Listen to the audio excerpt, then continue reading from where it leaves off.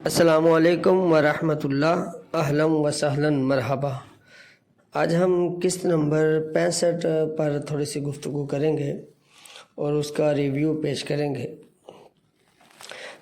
قسط نمبر 65 کے شروع میں چونکہ ارطغرل سپاہی کے ذریعے ایک چال چلتا ہے حلیمہ کو بچانے کی، تو وہ چال کامیاب ہو جاتی ہے۔ تو اس طرح حلیمہ بچ جاتی ہے اور وسیلیوس حلیمہ کے پاس جیل میں جاتا ہے اور اس سے معافی مانگتا ہے۔ دوسری بات کہ حاجہ طوریان کی جاسوسی پکڑی جاتی ہے اور وسیلیوس کو معلوم ہو جاتا ہے، اور معلوم کیسے ہوتا ہے؟ اورال کی بیوی کے ذریعے۔ اورال کی بیوی دیکھ لیتی ہے حاجہ طوریان کو اور پہچان لیتی ہے۔ وہ آ کر اورال کو بتاتی ہے اور پھر اورال بتاتا ہے وسیلیوس کو کہ قلعے کے اندر جو جاسوس ہے ارطغرل کا، وہ حاجہ طوریان ہے۔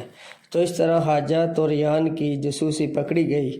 تو اس سے جو اگلی قسط ہوگی اس قسط کے اندر حاجہ طوریان کی موت واقع ہوگی۔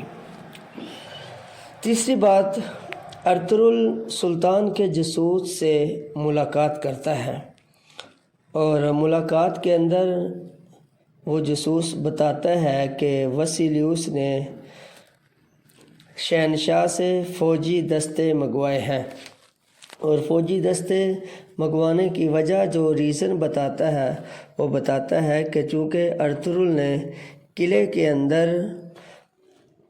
وسیلیوس کے جو کماندار تھے ان کو لٹکا دیا، اس کی وجہ سے شہنشاہ نے اپنے جاسوسوں کو بھیجا ہے اور شہنشاہ نے اپنے دستے کو کماندروں کے ساتھ مزید بھیجا ہے۔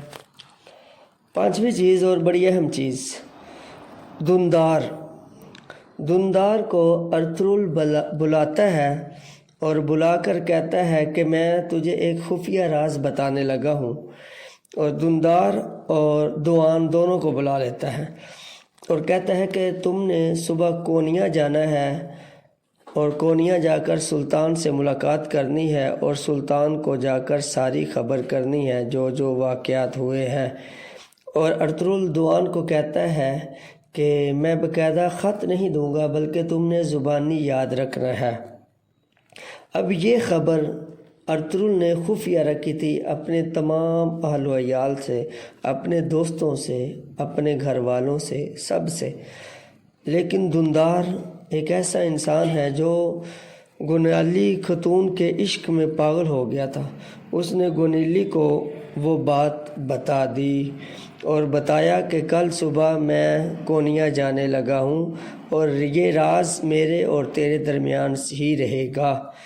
لیکن وہ گونیلی خاتون جا کر اپنے والد اچار سردار کو بتاتی ہے، اور اچار تو بہت بڑا مخبری تھا اورال کا، تو وہ اورال تک یہ خبر پہنچا دیتا ہے۔ اب اگلی جو قسط آئے گی اس کے اندر دوان کی شہادت متوقع ہوگی اور اس کے ساتھ ساتھ حاجہ طوریان کی بھی موت متوقع ہوگی۔ تمام دوست ویڈیو کے بارے میں کمنٹ کر کے لازمی بتائیے گا۔ السلام علیکم۔